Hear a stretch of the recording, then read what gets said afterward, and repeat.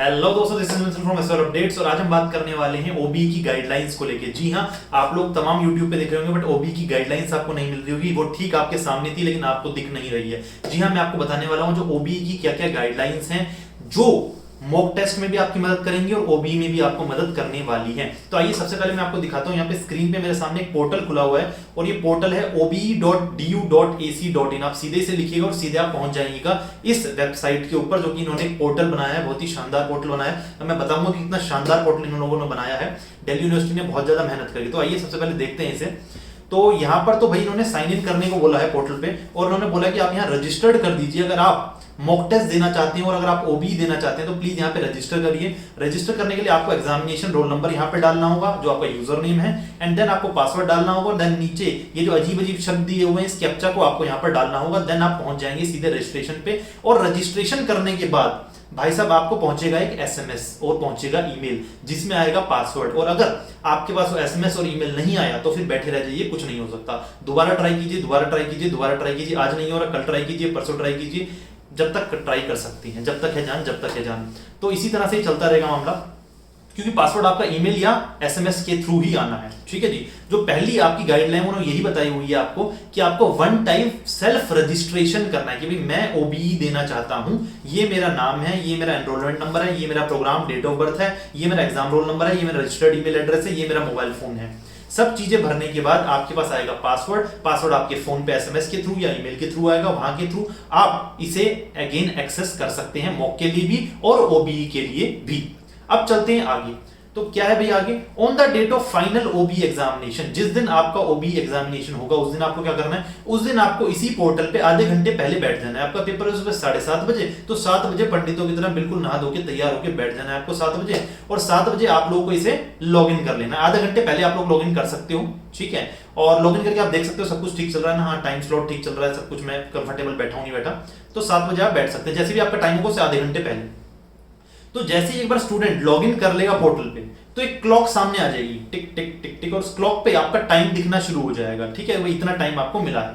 Student जो है वो जितने भी इंस्ट्रक्शन है उस क्वेश्चन पेपर पे आपको मिल जाएंगे। उस क्वेश्चन पेपर से सारे इंस्ट्रक्शन को आप लोग पढ़ लें। अब देखिए इस लाइन को देखिए, student should read the instruction printed on the question paper for which they are blank, for which they are blank. पता नहीं क्या लिखना था, क्या लिखते भूल गए और क्या नहीं आना। तो खैर कोई बात नहीं, इसे मिस्टेक मान लेते हैं, कोई बात नहीं, होती है छोटी मोटी मिस्टेक। आगे देखते हैं। देन आगे क्या बोला इन्होंने, the question paper download button will be visible in the beginning of the examination.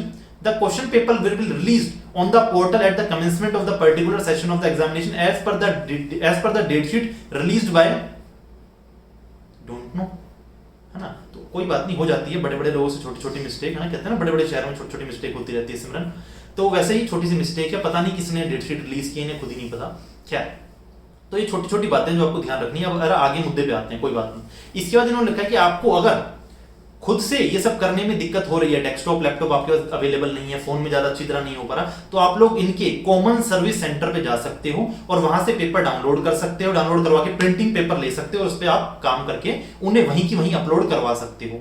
ठीक है जी, चलिए कोई बात नहीं, ये भी अच्छी बात है। If in any case student face any difficulty, अगर आपको किसी भी तरह की कोई डिफिकल्टी फेस होती है डाउनलोडिंग करने में, तो आप लोग अपने कॉलेज से कांटेक्ट कर सकते हैं, डिपार्टमेंट से कांटेक्ट कर सकते हैं, और आप लोग जो डेजिग्नेटेड ईमेल एड्रेस है और फोन नंबर है जो हमें पता ही नहीं है, वहां पर आप लोग मैसेज कर सकते हैं। ठीक है जी। तो कॉलेज और डिपार्टमेंट जो होगा वो आपको क्वेश्चन पेपर डायरेक्टली आपकी ईमेल एड्रेस पे भेज देगा और आपको व्हाट्सएप भी कर देगा। कितने भले लोग हैं ये लोग, आपको व्हाट्सएप भी कर देंगे जैसे इनके पास आपका व्हाट्सएप नंबर भी हो, है ना। तो खैर कोई बात नहीं है। आगे देखते हैं, आगे लिखा है टाइम ट्रैकिंग के बारे में। तो टाइम ट्रैकिंग क्या है भाई, सिंपल सा लॉजिक है, स्टार्टिंग से मैं बताता आया हूं। 3 घंटे का आपको समय मिलेगा, 3 में से 2 घंटे आपको पेपर करना है और 1 घंटे में आप अपलोडिंग और डाउनलोडिंग करेंगे। ठीक है। जो दिव्यांगजन है उनके लिए 5 घंटे दिए गए हैं, हर घंटे में 20 मिनट को ऐड कर लीजिए, उस हिसाब से उन्हें टाइम मिलेगा और आसानी से वो लोग कर सकते हैं। जो मॉक होंगे वो आप दिन में 3 बार दे सकते हो, मॉर्निंग में, इवनिंग में, मॉर्निंग में, लंच सेशन में और इवनिंग में। तो 3 टाइम आप दे सकते हो, तो कोई दिक्कत नहीं है। तीनों में से कोई भी सेक्शन आपको ठीक लगे आप दे सकते हो, कोई ऐसी दिक्कत आने नहीं वाली। अब जब आप आंसर करोगे किसी क्वेश्चन का तो क्या होगा, उसके लिए आपको A4 साइज की शीट लेनी है, ठीक है, जिसमें आपको अपनी राइटिंग से, अपनी हैंड राइटिंग में, चाहे वो रूल्ड हो या प्लेन हो, कोई फर्क नहीं पड़ता, लाइन भी हो सकती है उसमें, प्लेन भी हो सकता है पेपर, कोई इश्यू नहीं है। जो आंसर्स हैं वो ब्लू और ब्लैक पेन का इस्तेमाल करते हुए आपको लिखने हैं। आंसर लिखने का तरीका मैं आपको पिछली वीडियो में बता चुका हूं ऑलरेडी। स्टूडेंट जो होगा वो अपना नाम, अब देखिए यहाँ पे नाम दे दिया, वैसे नाम नॉर्मली दिया नहीं जाता क्वेश्चन आंसर शीट के ऊपर, बट नाम, प्रोग्राम नेम यानी कि आप कौन से कोर्स से हैं, देन आपका सेमेस्टर कौन सा चल रहा है, आप लोग एनुअल से हैं तो वहां एनुअल लिख दीजिएगा 1 2 जो भी है, देन एग्जामिनेशन रोल नंबर, तो आपका एक रोल नंबर होगा एग्जामिनेशन, वो यहाँ पे लिखिए, पेपर कोड जो आपका जो क्वेश्चन पेपर होगा उस पर लिखा हुआ होगा उस पेपर कोड को लिखिए आप यहाँ पे, पेपर का टाइटल यानी कि जो आपका एग्जाम है उसका टाइटल भी आपके क्वेश्चन पेपर होगा वो भी यहां से टेप लीजिए, देन डेट उस दिन की, और time of examination for the first sheet use करो, आपने किस टाइम पे वो किया है वो आप टाइम वहां मेंशन कर देंगे, हर पेपर के नीचे साइन भी करना है वो आप कर सकते हो, नंबर डालना मत भूलिएगा, ठीक है जी। आपको हर क्वेश्चन की अलग अलग पीडीएफ बनानी है, ये बात ओबी वालों के लिए है, असाइनमेंट वालों के लिए नहीं है, क्लियरली बता रहा हूं, आपको हर क्वेश्चन की अलग अलग पीडीएफ बनानी है और मल्टीपल पीडीएफ डाउनलोड होगी, वहां पे हर क्वेश्चन के लिए जगह दी हुई होगी, उसमें आप उस पीडीएफ को अपलोड कर सकते हैं। पीडीएफ 10 MB से ऊपर की नहीं होनी चाहिए, जो बात यहां नहीं लिखी है लिखी होनी चाहिए थी, आप उसे कंप्रेस करके वहां पे अपलोड कर सकते हैं। इसके बाद अपलोडिंग दी आंसर शीट, तो स्टेप 5 है आपका अपलोडिंग दी आंसर शीट, तो आपको क्या करना है भाई, जितने भी आपकी आंसर शीट है उन्हें स्कैन करना है और स्कैन करके आप लोग अपलोड कर सकते हो। इसमें मजेदार बात आपको दिखाता हूं, चलिए।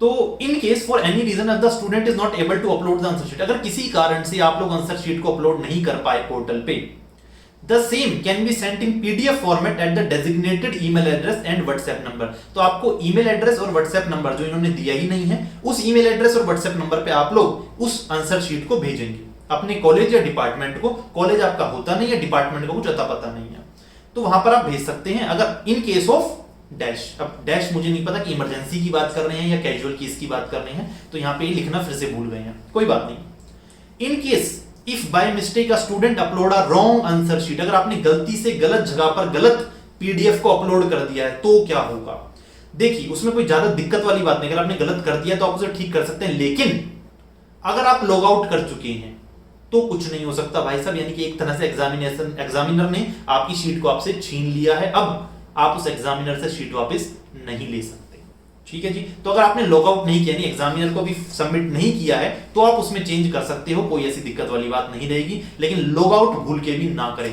अगर आप सपोज 2 घंटे में भी आपका पेपर पूरा हो जाता है, आप अपलोड भी कर देते हैं, तो मैं कहूंगा 3 घंटे तक रुके रहें, लास्ट के 5-10 मिनट जब बचे हो तो लॉग आउट कीजिए, ताकि बीच में दिमाग में कुछ आए तो आप उसे चेंज कर सकें, ओके जी।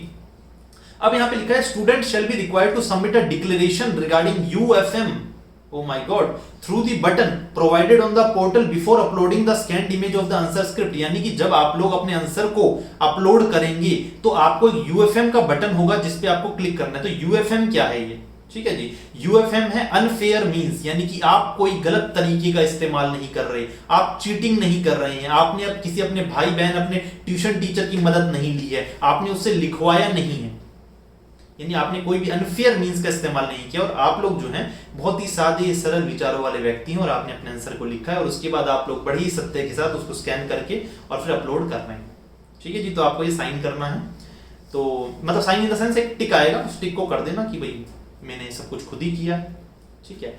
उसके बाद लिखा है आंसर शीट सबमिशन, तो भाई आंसर शीट सबमिशन में दोबारा से वही बात इन्होंने रिपीट कर दी कि भाई जैसे ही आंसर शीट आप लोग करोगे तो यूएफएम का बटन आपको दबाना होगा, तभी आप लॉग आउट कर पाओगे पोर्टल से, और यूएफएम का बटन दबाना बहुत ज्यादा जरूरी है, ध्यान से उसे जरूर दबाएं। आप लोगों से शपथ पत्र साइन करवाया जा रहा है कि मैं कोई भी चीटिंग में इन्वॉल्व नहीं, ठीक है। तो अब यहाँ पर कुछ नोट दिए हुए जो हमारे लिए पढ़ने जरूरी है।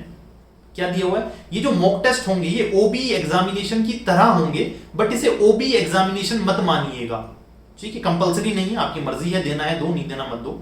The mock test is based on procedural step related to OB mode, यानी कि ओबी में क्या क्या आपको करना है वही सब चीजें यहां मॉक टेस्ट में आपको बताई हुई है।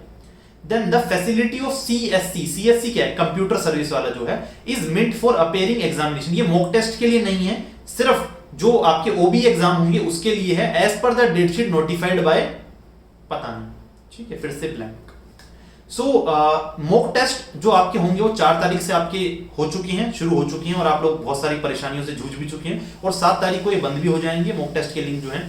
तो उसके बाद आप लोगों का ओबी होना है 10 तारीख से, तो उसकी एक तरह से प्रैक्टिस है कि कैसे कैसे आपको कौन कौन सा स्टेप करना है। तो आप अगर प्रैक्टिस करना चाहें तो कर सकते हैं, अदरवाइज आप डायरेक्ट भी ओबी देना चाहें तो उसमें कोई दिक्कत नहीं है। मैं आपसे एक ही बात कहूंगा, जब आप ओबी देने बैठे, अगर आपके पास कंप्यूटर या लैपटॉप है तो बहुत अच्छी बात है। अगर एक दिन के लिए आपके किसी फ्रेंड से आपको कंप्यूटर या लैपटॉप मिल सकता है तो बहुत अच्छी बात है। अगर आप किसी भी तरह की इस तरह की सहूलियत के साथ नहीं है तो मैं आपको एक एडवाइस देना चाहूंगा कि आप अपने फोन में जब गूगल पे आप ये वेबसाइट खोल लो तो उसे मोबाइल व्यू पे ना चलाएं, आप उसे डेस्कटॉप मोड पे चलाएं। क्रोम जब आप ओपन करते हो तो क्रोम में ऊपर सेटिंग में ऑप्शन होता है व्यू इन डेस्कटॉप मोड, तो आप डेस्कटॉप व्यू में देखिए ताकि आपकी आंसर शीट आसानी से अपलोड हो सके, अदरवाइज दिक्कत आ सकती है, मैं अगेन एंड अगेन कह रहा हूं। तो ये है जी आपकी ओबीई की गाइडलाइंस। इसके अलावा दिल्ली यूनिवर्सिटी ने अभी तक कुछ भी ऐसा नहीं निकाला है, और जो मॉक टेस्ट की गाइडलाइंस है लगभग यही रहेंगी आपकी ओबीई की भी गाइडलाइंस, इसमें कोई चेंज नहीं आने वाला किसी भी तरह से। एक ओबीई की जो मैनुअल है पीडीएफ जो है वो बहुत सारे बच्चों के पास फैली हुई है, और वो बच्चे मुझे भेजते हैं, वो उसका स्क्रीनशॉट भेजते हैं, बताते हैं सर इस लाइन का मतलब बताओ। तो मैं सर एंड मैडम मैं आपको अगेन क्लियर करना चाहता हूं कि जो पीडीएफ है वो दिल्ली यूनिवर्सिटी ने डाली जरूर थी अपनी वेबसाइट पे, लेकिन उसे कुछ ही मिनटों के अंदर वापस ले लिया। क्यों ले लिया? क्योंकि उसमें बहुत सारी गलतियां थी। तो आप लोग प्लीज उस मैनुअल को इधर उधर फैलाना बंद कीजिए, उस मैनुअल को है आपके पास तो डिलीट कर दीजिए, क्योंकि वो मैनुअल एग्जिस्ट करती ही नहीं है।